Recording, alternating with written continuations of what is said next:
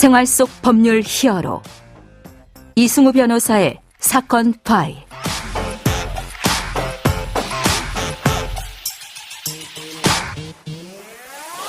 안녕하세요. 사건 파일 이승우 변호사입니다. 각종 사건 사고에서 여러분을 구해드리겠습니다. 오늘 열어볼 사건 파일은 영업비밀 관련 사건입니다.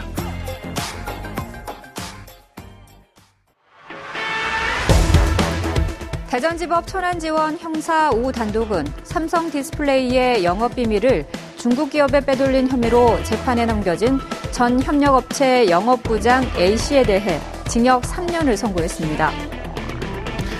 이 영업비밀 유출 사건은 주로 기술직으로 근무하던 근로자의 이직 과정에서 발생하게 됩니다.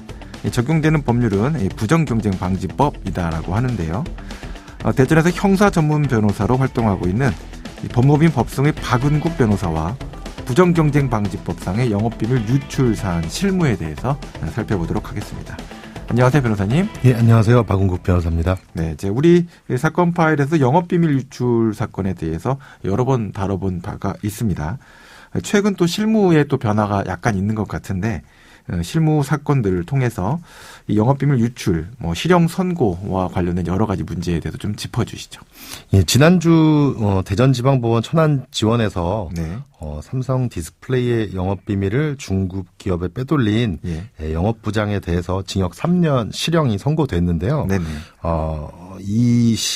영업부장뿐만 아니라 같은 혐의로 기소된 협력업체 전현직 임직원 4명 네. 그리고 또 중국 업체를 소개하는 브로커 역할을 했던 3명에 대해서 모두 징역 1년에서 2년 6개월 사이에 실형이 선고되었다는 사실입니다. 네네. 이 협력업체의 또 전 대표도 지난 8월 대법원에서 징역 3년형이 확정되면서 모두 실형을 받았습니다. 네네. 이렇듯 기업의 영업비밀을 누설, 유출, 또 반환 거부 등의 행위만으로 이와 관련된 사람들 모두에 대해서 엄하게 처벌한다는 사실은 여러 번 강조해도 부족함이 없을 것 같습니다. 네네. 이 경우 실제로 설비를 제작해 판매하지 못했다는 사실 때문에 가볍게 처벌했다는 점을 법원은 강조하고 있습니다. 그러니까 3년 정도 선고했지만 이것도 사실은 선처한 거다. 예, 그런 취지였다라는 거죠. 자, 이제 관련된 법률 규정이 좀 어떻게 돼 있는지, 이게 부정경쟁방지법이 좀 복잡하게 돼 있긴 한데 그거 내용을 다 설명해 주시면 청취자분들이 싫어하실 것 같으시니까 이해하기 쉽게 중요한 부분만 좀 짚어주시면 좋겠습니다. 예, 회사에서 영업비밀로 관리하고 있는 이 영업비밀을 내가 어쨌든 밖으로 유출만 해도 처벌받는다. 네네. 그리고 그것을 누설하고 사용하면 이 모든 것들이 처벌받는다. 10년 이하의 징역. 또는 5억 원 이하의 벌금으로 기본적으로 처벌을 받습니다. 네네. 그런데 이것을 해외로 유출을 했다 하면 또 가중이 되어서 15년 이하의 징역 또는 15억 원 이하의 벌금에 처하게 됩니다. 예. 이게 이제 실제 해외로 보낸다라고 하는데 들고 나갈 필요도 없잖아요. 요새는 다 이렇게 여러 가지 위치의 신이 다양한 형태의 SNS로 연결돼 있으니까 그냥 그렇게 바로 보내는 순간 벌써 외국에서 사용될 것을 알면서 그런 영업비밀을 유출시키는 행위가 돼버리는 거죠. 그렇습니다. 이메일을 한번 보냈거나 대화만 외국에 있는 사람들과 하거나 외국으로 보내겠다라는 의도만 있으면 가중처벌 받게 됩니다. 그리고 15년 이하의 징역 또는 15억 원 이하의 벌금형에 처해지는 이제 벌칙 조항을 적용받게 되는데 관련해서 실무적으로는 어떤 문제들이 좀 있을까요? 실제로 핵심 기술을 가지고 있는 기업에서 일정 기간 업무를 하게 되면 영업비밀 등 기술을 이제 습득한 이런 기술자들의 경우는 경쟁사나 이 신사업으로 경쟁 상품을 생산해 보려는 업체에서 높은 연봉을 제안받고 이직을 권유받게 됩니다. 반도체나 배터리 이런 업체들에서 되게 그런 스카우트 제안이 많이 들어오겠어요. 그렇습니다. 최근 이제 각광받는 업종들 로봇도 마찬가지입니다. 네네. 이러한 유혹에 아무런 대처 없이 회사의 영업비밀을 모두 가지고 나오면 잠시 달콤한 고액 연봉의 시간 뒤에는 이 철창 신세를 질 수도 있다는 사실을 잊으면 안 됩니다. 네네. 반대로 또 핵심 기술을 가지고 사업을 영위하는 중소기업은 자신의 영업비밀이 유출되면 회사 문까지 닫아야 하는 심각한 상황이 발생할 수 있으므로 영업비밀 유출 방지를 위해 관리를 철저히 해야 합니다.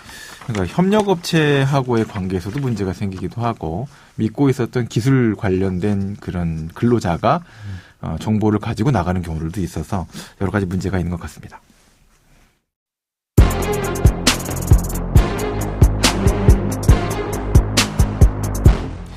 자, 오늘 두 사례를 준비해 오셨는데 이제 첫 번째 사례는 이 무혐의 처분을 받은 이런 사례네요. 어떤 내용이었습니까?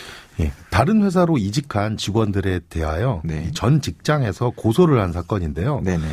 이 직원들은 이제 억울하다고 하여 열심히 자신의 결백을 주장했고 결국 네. 혐의 없음 불기소 처분을 받은 사건입니다. 부정경쟁방지법상의 영업비밀 누설하고 보충 규정인 업무상 배임을 혐의 사실로 적용받았던 사건이죠. 예, 그렇습니다. 네.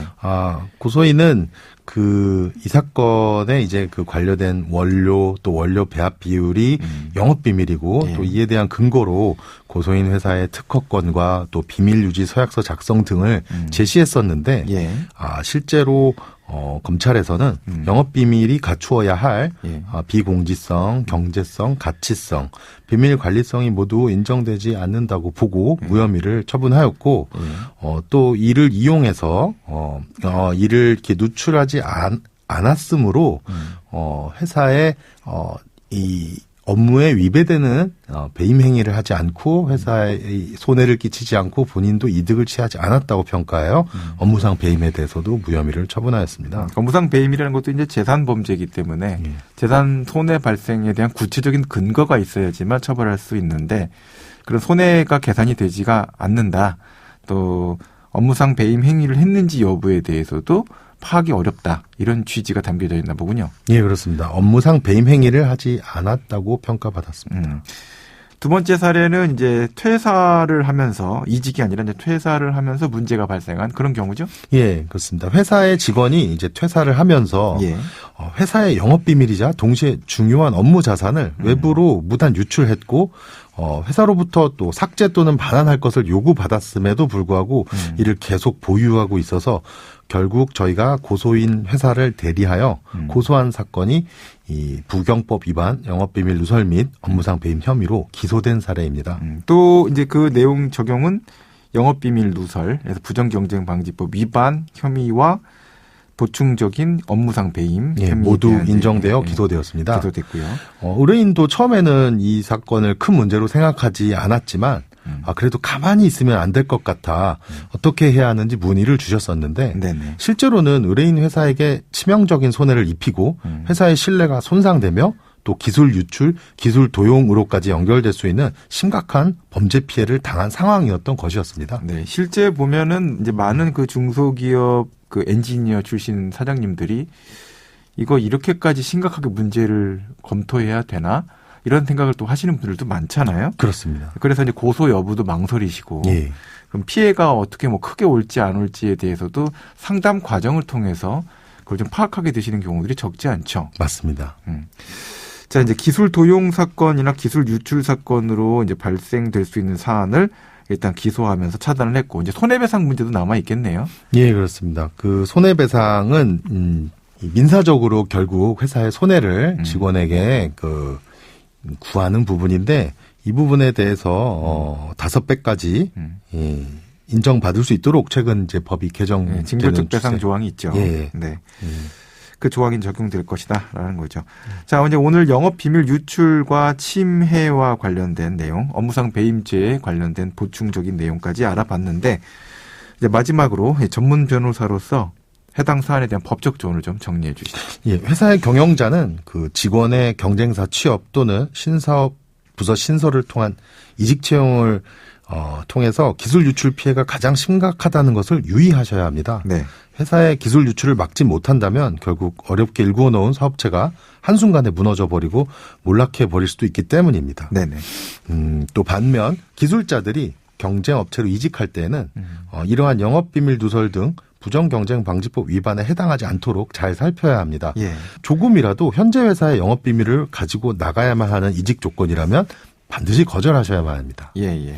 지금까지 박운국 변호사와 함께했습니다. 오늘 말씀 고맙습니다. 네, 감사합니다.